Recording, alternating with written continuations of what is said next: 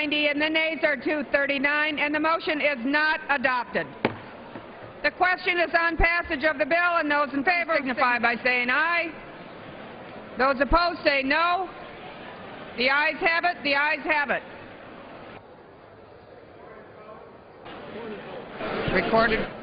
A recorded vote is requested. Those favoring a recorded vote will rise.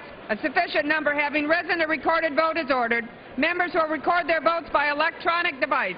This will be a 5-minute vote.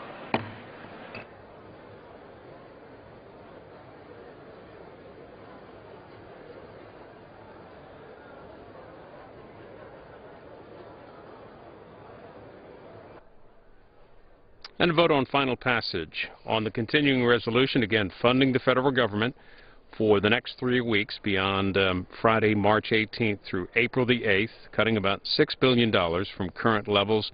This is the 6th short-term federal spending measure.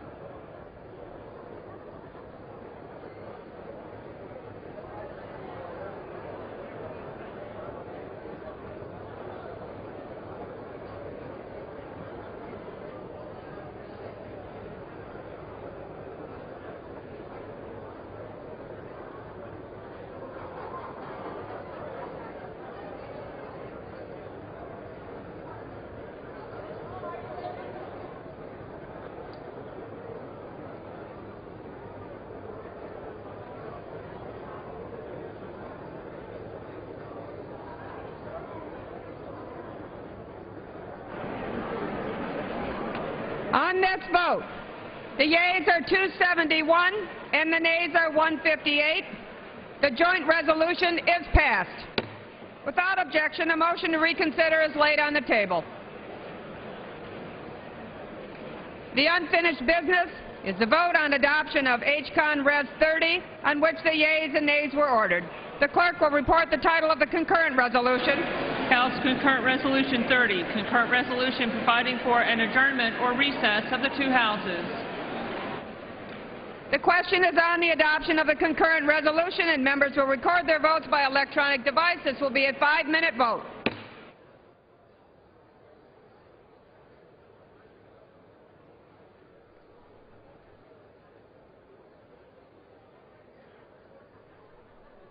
Last vote in this series, so the House passes the temporary spending bill, the vote 271 to 158, the sixth temporary spending bill for fiscal year 2011, funding the federal government through April the 8th. The current continuing resolution expires this Friday, the 18th. This will do it for legislative work today. This is a vote on the adjournment resolution because the House, if they approve it, will be out next week for their district work period.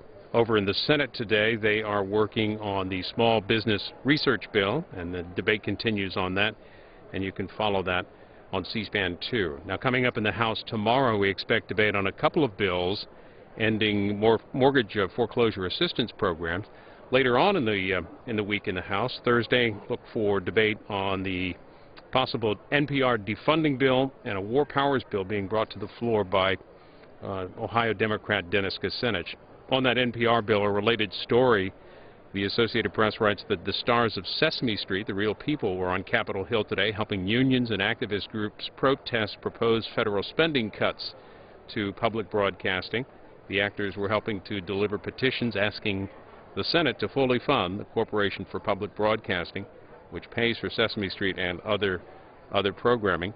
In other budget news, this one, the state of Ohio, the Associated Press writes that in another move that would limit the influence of organized labor in the state, Ohio Governor John Kasich has proposed exempting universities from a requirement that they pay union-level wages on construction projects. That's part of the governor's 2-year budget plan that was released today as the state faces an $8 billion shortfall. The Governor Kasich is holding a town hall in Ohio. That's coming up this evening at 6 p.m. Eastern.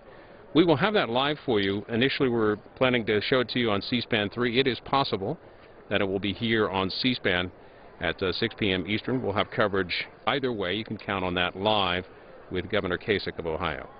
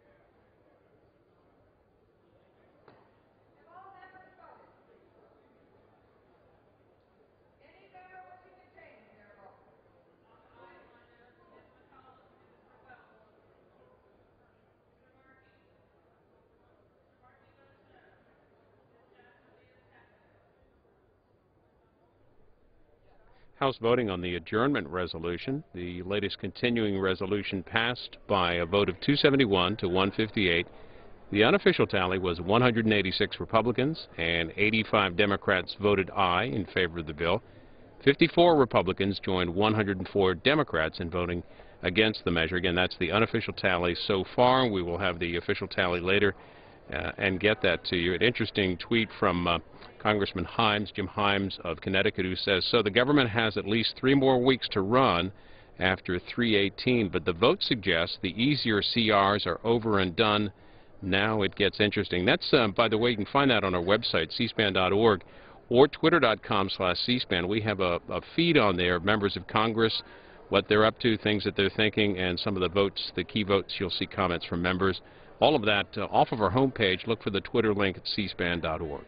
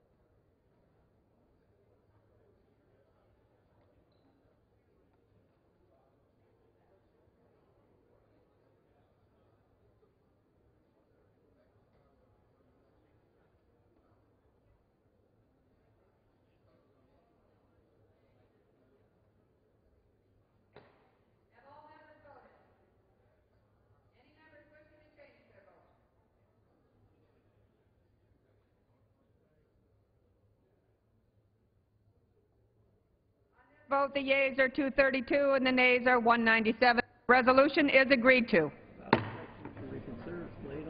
Without objection, the motion to reconsider is laid upon the table.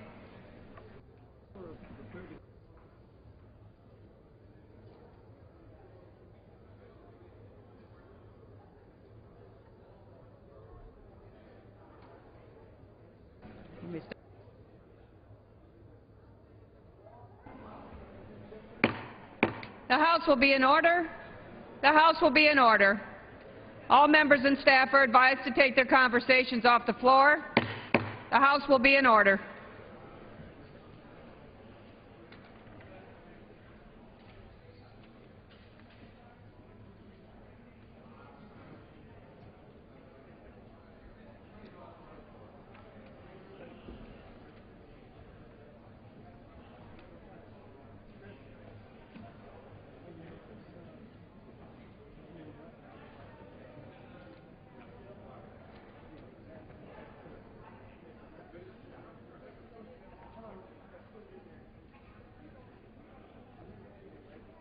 Go to 1 minute.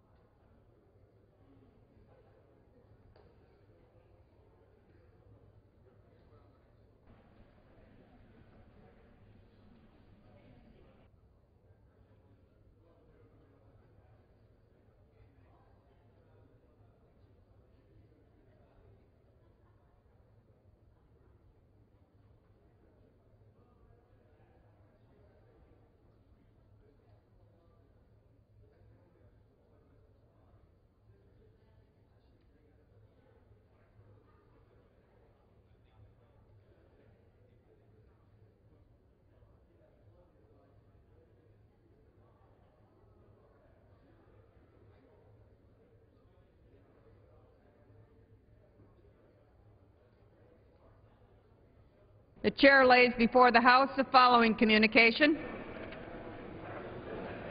The Honorable, the Speaker, House of Representatives, sir, please accept this letter as my notice of resignation from the Committee on Financial Services effective today. It has been a great honor and pleasure to serve on this committee. Signed sincerely, Kenny Marchant, Member of Congress. Without objection, the resignation is accepted. Go to Illy. The chair is prepared to entertain 1-minute requests. For what purpose does the gentlelady from Florida rise? Request unanimous consent that I may speak for 1 minute. Gentlelady from Florida is recognized for 1 minute. Thank you, Madam Speaker. And I rise today to recognize Success for Kids, a wonderful organization working in my congressional district to help improve the lives of children and adolescents. Success for Kids is dedicated to empowering at-risk children by focusing on the improvement of 4 personal strategies: interpersonal skills, emotional intelligence, problem-solving skills, and improved self-sufficiency. In addition to its great work in South Florida, Success for Kids operates in 8 countries and is proven to be effective in some of the most challenging areas in the world. Our children must be provided with every possible opportunity to achieve success, and this program is certainly making a positive difference in their lives. I especially applaud our local executive director, Joseph Sagi, and all of the wonderful staff at Success for Kids for their valiant efforts in improving the lives of our children. Thank you, Madam Speaker, for the time. Madam Speaker.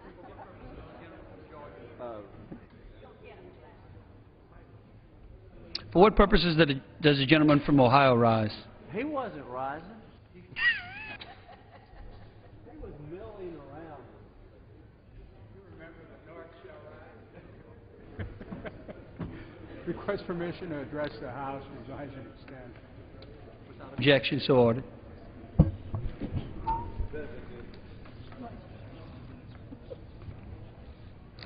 Congress heard from General Petraeus today that significant progress is being made in Afghanistan. Well, we've heard that before. Military and civilian leaders have for years told lawmakers and the public that we're making progress in Afghanistan. We heard it here 7 years ago when President Karzai of Afghanistan talked about our presence there being a journey of success and victory. President Bush at the same time saying that a revival was underway. Another joint press conference in 2006, President Bush saying progress is being made. 2007, General Eikenberry says we're on a steady path. 2008, making good progress.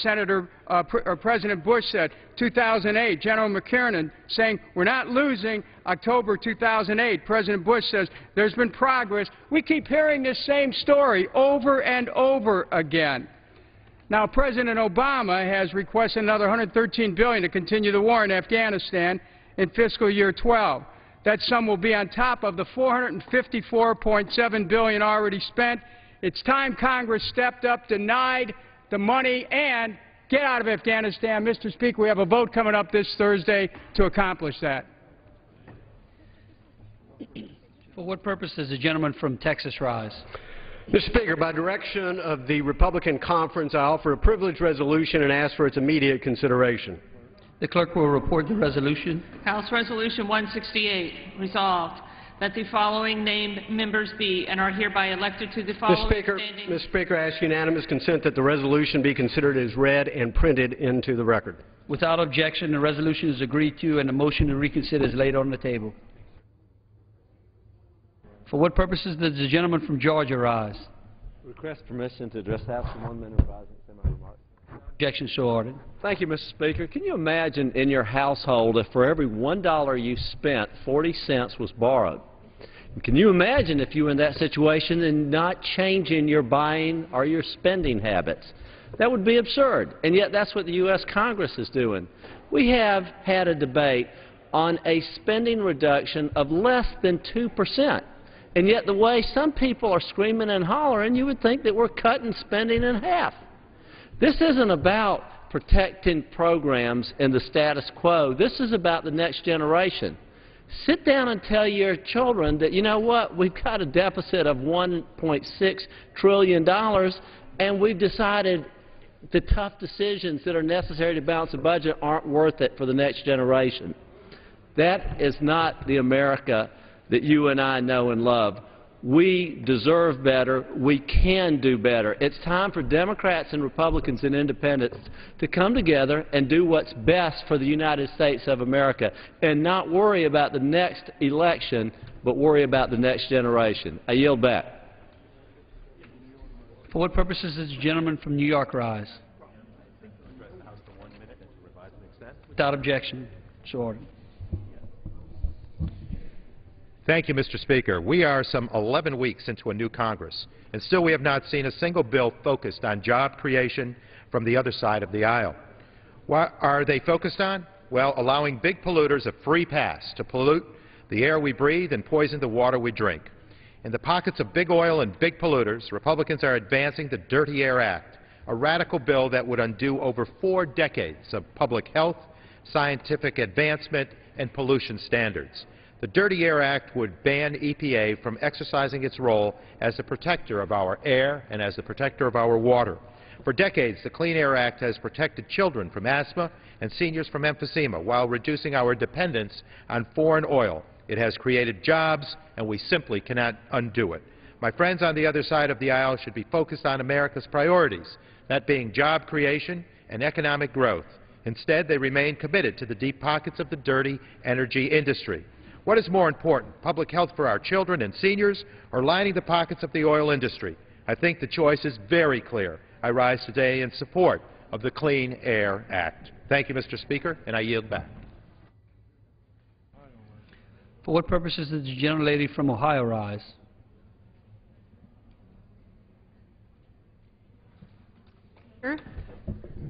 I ask unanimous consent to speak for 1 minute, please. Without objection, so ordered. Thank you, Mr. Speaker. I just wanted to reiterate some statistics that I entered into the record earlier today. As we try to balance the federal budget, let's look at who has the money.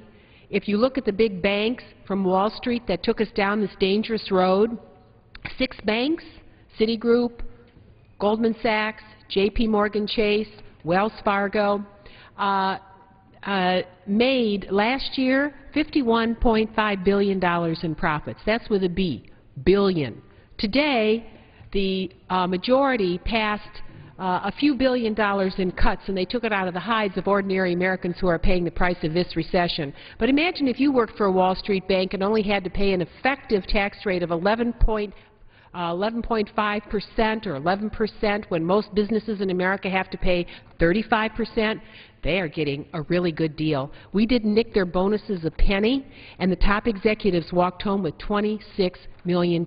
If you really want to ask yourself the question how to balance the budget, why don't we look at where the money really is? And none of that is on the table. And while you're paying those high gas prices, take a look at Exxon. They had the largest profits in American history, $9 billion last year in one quarter, paid no taxes. American people, wake up. Are there any further one-minute requests? Under the Speaker's announcement policy of January 5, 2011, the gentleman from California, Mr. Garamendi, is recognized for 60 minutes as the designee of the Minority Leader.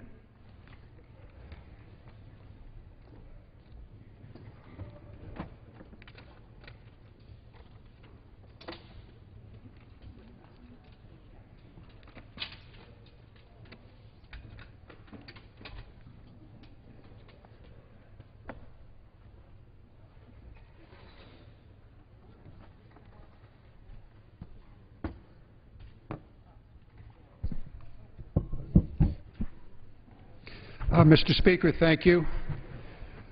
I want to take this opportunity to talk about what's on the minds of the constituents in my district, and that's jobs. They're worried about the economy, they're worried about jobs, and they want to find an opportunity to get a job. Unfortunately, this is wrong. It's actually 11 weeks since the Republicans took control of this House, and there's not been one job bill. The big bill that passed here 4 weeks ago was the continuing resolution for the year. And that piece of legislation actually disposed of 700,000 jobs. It was all couched in the terms of how we're going to solve the deficit. But the reality is you're not going to solve the deficit by making small cuts through multiple programs, and that's what it did. What it actually would have accomplished is to destroy 700,000 jobs here in America. What we need to do is to take the long view. We need to look at the overarching problem, and we do have a deficit problem. Most of it, frankly, was created during the George W. Bush administration.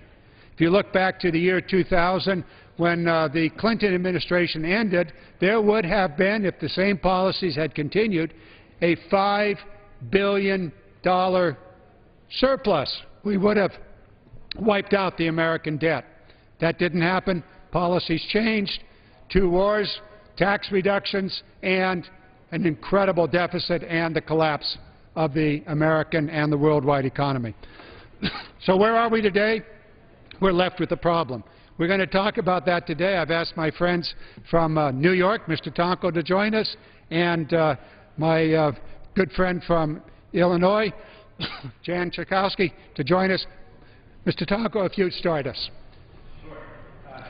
My pleasure. And Mr. Garamendi, thank you for bringing us together during this coming hour so that we can address what is the most critical issue, jobs and the economy. The American public speaks overwhelmingly, to make certain that that is our highest priority here in Congress. In every public opinion survey that you've seen in the last several months, it's about jobs. It's the pledge that we have made since I've been here as a member of this House, as Democrats in this House. We have been pushing the agenda for jobs. We believe there's no other higher priority.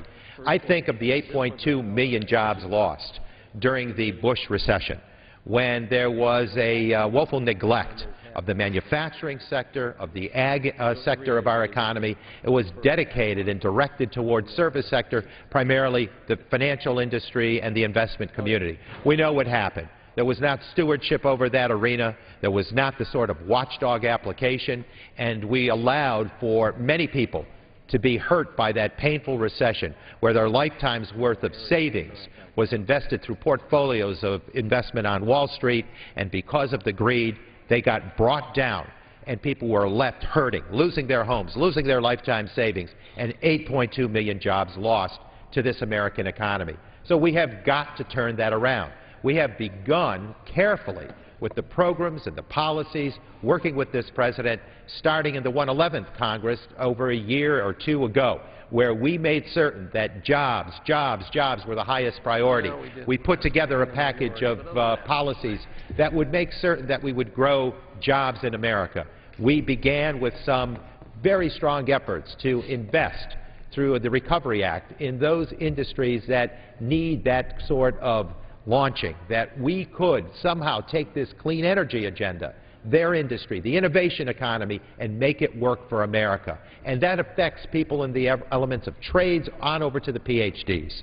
And we saw what happened. In the last year, for instance, 1.5 million jobs added from the private sector column. Now our friends want to put on this cut in domestic programs that every think tank has forewarned would cost us jobs. In fact, many are suggesting 700,000 jobs would be lost if these cuts to the domestic investments that are so important to America's working families would would be allowed to have happen. So we need to go forward with a very thoughtful plan that enables us to not only grow jobs, in fact, jobs not yet on the radar screen, but to grow jobs in a way that can allow us to compete, and compete effectively on the global scene, in that global marketplace, because I agree with the President on this notion. Whoever wins this race on clean energy, the global race on innovation, will become the exporter of energy intellect, energy ideas, innovation. We saw it happen decades ago with the global race on space, and America embraced that with passionate resolve and said, we are going to win this race, we're going to invest. President Kennedy set a tone that was a winning tone. It engaged everybody. We worked as a team in this country. People came together in a bipartisan, spirited way, and all we talked about was investing in science and technology and engineering. And guess what? We won that race because we embraced it with passionate resolve. And it wasn't just the poetry of landing a person, an American, on the moon first, where he was quoted as saying, one small step for man, one giant step for mankind, but it was the unleashing of giant step for mankind, but it was the unleashing of several elements of technology that pervaded every sector of development out there, from healthcare to education to communications to energy generation. And it was using new technology, making the difference by embracing that technological advancement. We not only won the global race on space, but created all sorts of technology, science and tech investment in our American industries, in our American fabric. That made a difference, and that's the sort of synergy, that's the sort of focus, laser-sharp focus we need today. Not the cutting and dismantling of R&D investments that enable us, empower us, give us the muscle to win the global race on innovation, but also to have the sort of human infrastructure developed through investments in education. That's where we need to be. This conference, the Democratic conference in this House, has made it its mantra. Make it in America. Bring it back. Rebuild America. Let's show the hope to the American public. Let's make a difference. Let's win this global race on innovation. We can do it, but we won't do it if we disinvest in America, which is happening on this floor. The attempts to disinvest in America will set us back. Thank you, Mr. Tonko. I would also point out that in the continuing resolution, that H.R. 1 that passed this House by the Republican Party, the innovation was essentially destroyed. There had been a layoff of over 6,000 researchers at our national laboratories. Money for the ARPA-E, which is the Advanced Energy Research Program, was decimated, literally stopped, so that the energy issues that you talked about would not be funded going forward. And in the National Institutes of Health, cancer research, heart ailment research, those were also cut. So one thing after another, all that new technology, including technology for the health of Americans, was defunded. And I would add to that, Mr. Garamendi, Representative Garamendi, I would add public safety. We even dismantle the efforts to forecast tsunamis. We just saw the devastation in Japan with this horrific earthquake. We take away the opportunity for science to work for us, to address our own public safety. Mr. How Tonko, wrong can we be here? Would you yield back for a moment? Absolutely. Not more than 23 minutes ago, the House, under the Republican leadership, voted to remove over almost $120 billion of funding for the National Ocean and Atmospheric Agency. That's where the information comes from about the tsunami. The tsunami warning came from that agency, and here we find the Republicans pulling money out of that not more than 20 minutes ago, 25 minutes ago here on the floor. I'd like now to turn to our colleague from the great state of Illinois. Ms. Jan, if you would share with us, I know that you've got a project underway, a bill that you're about to introduce. Perhaps you're going to share with us. I do. First of all, let me thank you for focusing, not just tonight, but so many days on the floor of this House on jobs, especially since the new majority has done nothing, absolutely nothing, to create jobs for the American people since they've been in charge, and instead want to gut federal programs in a way that economists will say will eliminate jobs and slow our economic recovery and put hardship on the American people. Yes, I do want to say, first of all, that Democrats have a plan, and we know what it takes to make investments by building strong infrastructure and what our plan is called. And I want to thank our leader, the Whip Steny Hoyer, for giving us summarizing it in the best way possible, and that's Make It in America. And I know you'll talk about that we mean both making stuff here, which we ought to do, and I think Americans everywhere, and certainly in my district, they start nodding as soon as I say, we need to make it in America, and everybody, regardless of party, regardless of income, starts to nod. But this week, I'm reintroducing a bill that I've had called the Patriot Corporations of America Act, which provides incentives to and rewards companies that are good corporate citizens of the United States of America. Right now, sadly, the United States gives billions of dollars in subsidies and tax breaks and government contracts to companies that outsource jobs, that exploit workers, that avoid their fair share of taxes.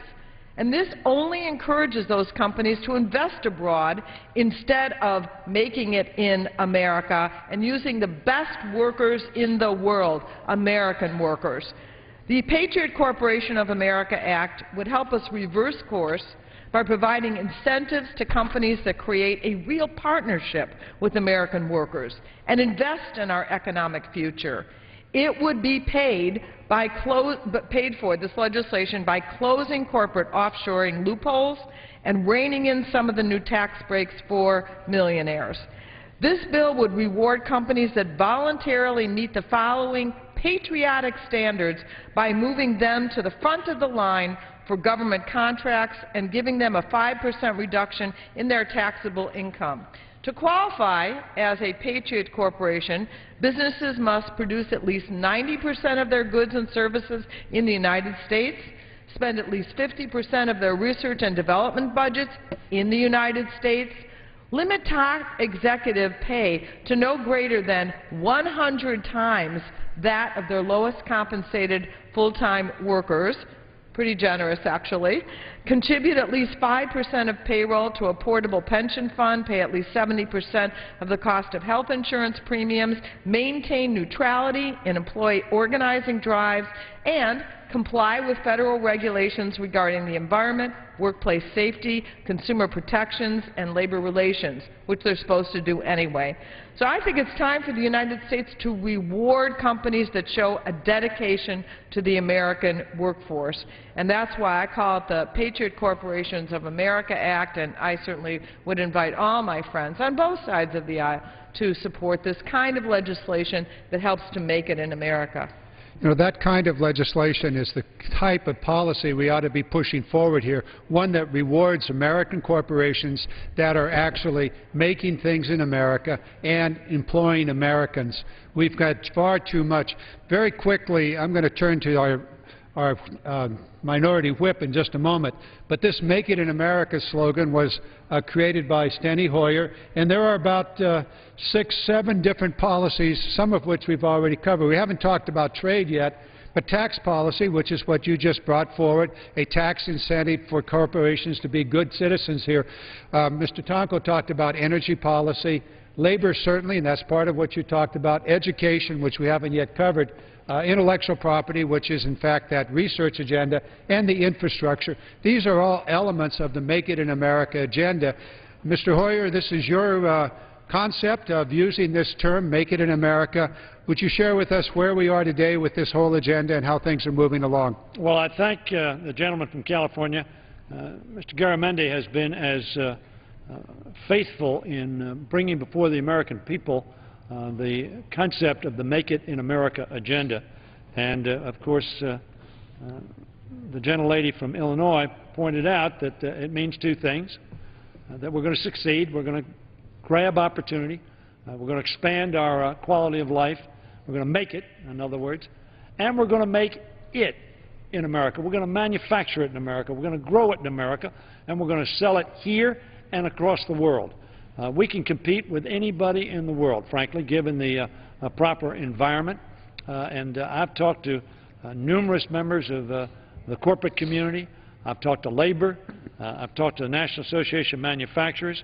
And we are going to pursue this Make It in America agenda because Americans know that we need to be focused on jobs, on expanding opportunity and providing for good wages and good benefits for working American families so they can provide a good life for themselves and their families, and as a consequence of doing so, will create communities and states and a nation which will be and continue to be the envy of the world. Democrats believe, Mr. Garamendi, that when more products are made in America, more families will be able to make it in America, as I said. That's why we've worked hard since the last Congress to advance the Make It in America agenda. Nobody has worked harder than you have to do that. A legislative agenda that helps create conditions for American companies to stay here, innovate here, and create jobs here. When more products are made in America, more families have access to well-paying middle-class jobs. And when more products are made in America, we're able to turn expertise in manufacturing them into the new products and new industries of the future. Make It in America is about creating middle-class opportunity and about keeping America's innovators here and keep our innovative edge.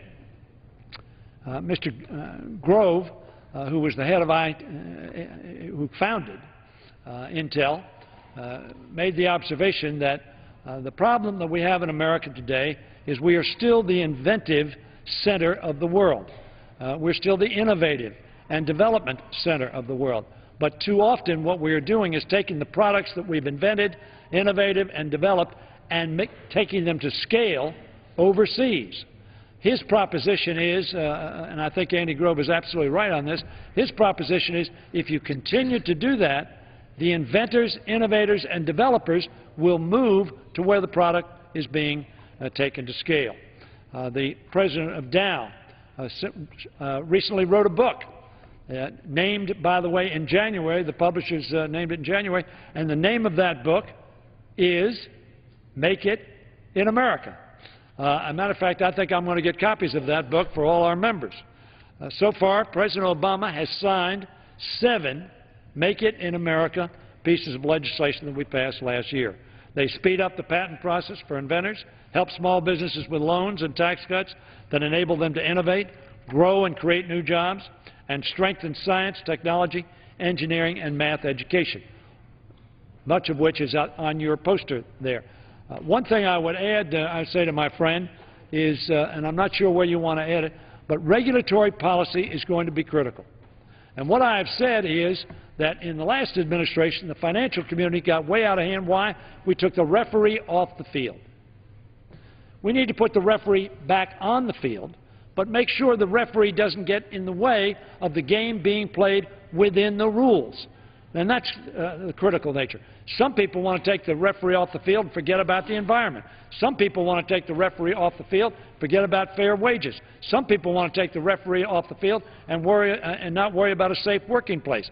All of those things are important, but it's important to make sure that within the rules, and we can do so profitably in America. I've talked to Alan Mulally at Ford. Whirlpool has brought enterprises back from offshore. GE has brought enterprises off. They still have a lot offshore, but they brought some back. And the proof of the pudding is foreign manufacturers have come to the United States and are exporting their cars to other places. They're selling them here, but exporting, which shows clearly that you can make it in America and do so profitably. In the weeks to come, we will be proposing more Make It in America legislation, and we hope that it will win support of both sides of the aisle. This is not a partisan agenda. There's not a Republican who doesn't want to make sure Americans make it in America. But we haven't, frankly, in the first 3 months of this session, and we're about to leave, but there's nothing on the schedule that's focused on jobs. So we will have taken up January, February, and March and not focused on jobs. As a matter of fact, as the gentleman knows, the only thing we've done is pass H.R. 1, which Mr. Zandy, John McCain's advisor, says will cost us 700,000 jobs. So I am hopeful that we can pursue, in a bipartisan basis, the Make It in America agenda, expand our manufacturing capability, grow those jobs that pay well and provide good benefits, and make America the kind of country it has been, is now, and we want to be in the future. And I thank the gentleman for yielding, and I thank him for focusing America's attention on this critical agenda. Thank you very much, Mr. Hoyer, and we thank you for your leadership on this entire agenda, because this is about middle-class America. This is the middle-class America that was rapidly disappearing over the last 15 to 20 years as we exported American manufacturing jobs. Your agenda, the Make It in America agenda, brings those jobs back to America. I will note that there are a couple of pieces of legislation that you could add to that list. One of them was... these are, of course, the ones I asked that we have already passed and have been signed into law. You have a very important piece of legislation. Well, I'll come to the future, but I'd like to add one to the past, and that is in the legislation that we passed last December without any Republican votes.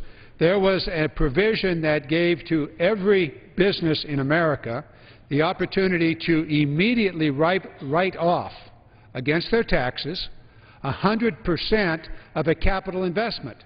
So if they wanted to expand their business, they could write off immediately, not depreciate over several years, but immediately. Not a Republican vote for that. There was also in that piece of legislation, actually in a previous piece of legislation, a tax provision, one of the things we talk about here on our agenda, that would eliminate a tax break that American corporations had when they offshored a job. When they sent a job offshore, American corporations received about $12 billion of tax breaks every year.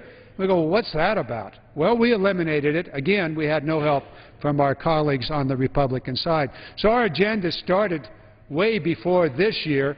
We're going to carry it forward with your leadership, and we've got an agenda here of 7 different elements in that, tax policy being one of them. Thank you so very much for your leadership on all of this. I thank you, yield back. I thank you for yielding again, but simply to say I thank you for your leadership. You have been one of the most faithful, effective, and articulate spokespersons for an agenda for middle and working Americans. You're kind, but Mr. Tonko's been there this entire time. Let me turn back to Mr. Tonko, and thank you very much, Mr. Hoyer. Thank you, Steny. Thank you, Representative Garamendi. It's, I think the tragedy that results from the lack of vision by the new Republican majority in this House, the sadness that results is that not only is it near 3 months of a new regime with 0 numbers of bills, as a number of bills that's been approved that would create jobs. That would be bad enough. But it's dismantling success that's been achieved in the last couple of years that translates into jobs. The healthcare industry, the innovation economy, dismantling that, disinvesting in America. That's even worse. Instead of standing still, which is tragic, we're going backward. Backward that takes us into what could be the recession of the recent past. That was 8.2 million jobs lost. We need to invest. Now, it's a no-brainer to assume that if you put R&D into play, and they've dismantled R&D, education, higher education, health care, all of this impacts jobs and the potential to compete with the muscle that America needs. The American public is asking for hope. to be built into the fabric of this nation. We have advanced that message of hope. We're talking about making it in America. We're talking about investing in R&D. Why? Because where R&D takes place is probably where manufacturing follows. It makes sense to incorporate the R&D element with the manufacturing sector. That's a given in the current economy, in the present-day industry. So we need to invest. We need to invest in R&D rather than cutting drastically the programs that will lead to energy research. I served at NYSERDA as president and CEO, the New York State Energy Research and Development Authority. I saw what happened with job creation when you create new shelf opportunities, new product lines. And this R&D effort is about taking ideas and moving them along. You prototype, you test, you evaluate, and then you manufacture. And we need to carry those steps through. We need to fund them. We need to invest. It's going to take that kind of effort to grow the economy and grow it in a way that allows us to have reasonable expectation to win the global race on energy, clean energy, and innovation. You don't dismantle education by making drastic cuts. You don't undo the opportunity to dream of a higher education and advance your skill set and allow your dreams to be met, to be tethered. Instead, you invest. We have not done that. I represent a necklace of communities called mill towns that were established with the Erie Canal, Barge Canal history. We created a port out of a little town called New York City, and we developed the westward movement through the mill towns that were established in the district that I represent. That pioneer spirit, where these mill towns became the epicenter of invention and innovation, still exists. It's still part of the American DNA. And America knows that if we invest, if we instill hope into the equation, they are there. We know that we can make it happen, but it takes the sort of investment and not the denial that we have seen in this House, where zero jobs are the result of zero bills being passed here that would promote an American Make It in America campaign, where we would have an American industrial bolstering by this sort of effort. America knows that this is not the action they called for. This kind of standing still is not good because it takes us backward. It takes us backward when we need to build upon the progress that was achieved over the last year, where 1.5 million private sector jobs were added to the equation. We can do it. We can do it in significant measure. We can do it in cutting-edge fashion, where we advance the intellectual capacity of this great nation, where we're continually investing in the brain power and we're not tapping into it. Patents are going offshore. Where are we standing here now talking about continuing the mindless effort of subsidies, handouts to big oil companies to the tune of $100 billion, when that could be denied and we could invest, fungibly move those dollars over to investing in R&D for new product delivery, so we're not dependent on an oil industry. We're not dependent on disruption in the Mideast, but rather controlling our own energy future, self-sufficiency, energy independence. Those are the thematics. Those are the dynamics that should guide us. I don't see that here. We're walking away from it. We're walking away from the sound faith we should have in America's workers. Look what's happening in Wisconsin. Workers are revolting. We need to respect workers. We need to understand that they are the solution. Let's invest in America. Let's invest and make it in America, and let's turn this economy around. America is placing its hope into the hands of leaders here, and to have the results be zero jobs because zero bills were introduced and passed is unacceptable. Unacceptable. And the majority needs to account for the 700,000 jobs they want to kill simply by the cuts they're making to the budget that's been presented. Mr. Tonko, your passion and knowledge on this is extraordinary and so well placed. If we look at what has happened here on the floor in the last 11 weeks, it has only been about destroying jobs immediately. The continuing resolution that was passed by the Republicans 4 weeks ago actually would destroy, if it became law, unfortunately it hasn't, would have destroyed 700,000 jobs. And it's not just those immediate jobs that are lost. As you so correctly point out, the key investments in tomorrow's economy were similarly destroyed. The research agenda for the energy economy was wiped out. A program called ARPA-E, Advanced Research in Energy Policy, a program was wiped out. Those are where the clean energy jobs. Those are where the conservation, where the new lights, the new energy systems that we need to deal with the reality of our dependence on foreign oil and the climate change issue. Just wiped them out. Similarly, in the National Institute of Health, where you're talking about cancer research, research in diabetes, the things that hold back the American economy because people do get sick, and when they're sick, they're not able to work. And so this whole array of research, which is one of the fundamental ingredients of future economic growth, was wiped out by the Republican agenda. And just today, if I might just add this piece to it, I was looking at the details of the continuing resolution which passed this House some 50 minutes ago. Agricultural research. We know that we have a food crisis coming up. There are going to be 7 billion people in this world. We have a food crisis that is imminent, and in fact, much of the disruption that's going on in the Middle East is in part due to the price of food. There's food shortages. Agricultural research to the tune of over $230 million wiped out. Where are we going to get the food for future generations? They'd like to talk about that. One final point before I turn it back to you is all of this discussion about the deficit. We have to deal with the deficit. But you can't deal with the deficit by cutting off the ability of the American economy to grow and to perform in the years ahead. So it's the research, it's the Pell Grants for education. All of those things are critical for tomorrow's economic growth, and you cannot deal with the deficit in 1 year. This is a multi-year program, and therefore we need to be very careful where we're spending our money so that we create the jobs for tomorrow, and we create the opportunity for America to make things in America once again.